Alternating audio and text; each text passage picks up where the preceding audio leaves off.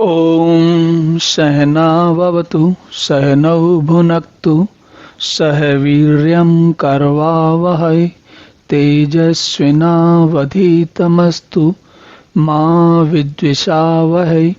ओम शांति शांति शांति। हरि ओम।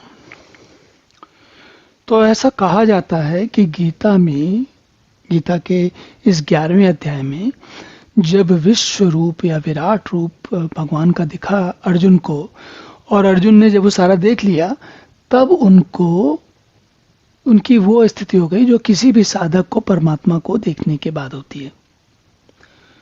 तो अब इसका क्या अर्थ हुआ? इसका अर्थ ये होता है कि अर्जुन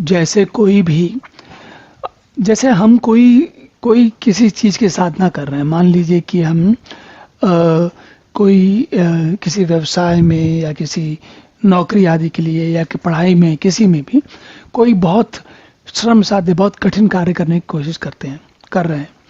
तो होता क्या है, जब तक आप लगे रहते हो तब तक तो आपको समझ में नहीं आता, आप लगातार प्रयास करते रहते हो। लेकिन जब आपको आपकी इच्छित वस्तु मिल जाती है, तब क्या होता है? तब आपकी स्थिति कैसी होती है? तब आप और जैसे मान लीजिए आपने बहुत सघन परिश्रम किया और पहुंच गए वहां तक। जब पहुंच गए तो आप क्या होता है? आप कृतकृत्य हो जाते हो। जो कुछ किया, सब कुछ किया, ऐसी आपको अनुभव होने लगता है। और ये तो मैं उन चीज़ों की बात कर रहा हूँ जो इस जगत में हैं, और कई लोगों के जीवन में तो ऐसे कई प्रकरण हो सकते हैं जिसमें उन्होंने पढ़ाई में बहुत अच्छा किया हो, नौकरी में बहुत अच्छा किया हो, जीवन में बहुत अच्छा किया हो, उनको बहुत सारे पुरस्कार मिले हों, राष्ट्रपति से पुरस्कार मिला हो, इत्यादि वगैरह वगैरह। ऐसा बहुत कुछ हो सकता है।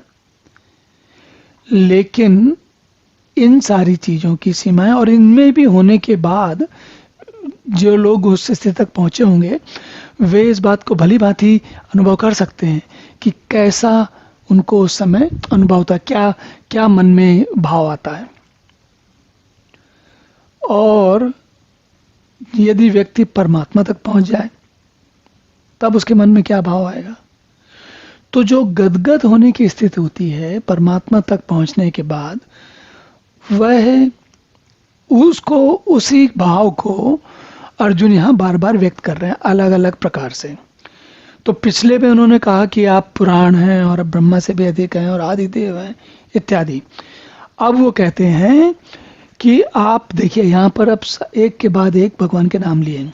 कहते हैं वायु यमः अग्नि वरुण शशांक प्रजापते त्वं प्रपितामह च नमः नमः ते अस्तु सहस्रकृतत्व पुनः च भूया अपि नमः नमः ते भूयो अपि नमो नमस्ते। कहते हैं आप वायु हैं, यमराज हैं, अग्नि हैं, वरुण हैं, चंद्रमा हैं, प्रजा के स्वामी ब्रह्मा हैं और ब्रह्मा के भी पिता हैं, और आपके लिए हजारों बार नमस्कार है। नमस्कार हो, नमस्कार हो, सहस्त्र नमस्कार हो, सहस्त्र कृत्वा, सहस्त्र बार आपको नमस्कार करता हूँ। आपके लिए फिर भी बार बार नमस्कार है।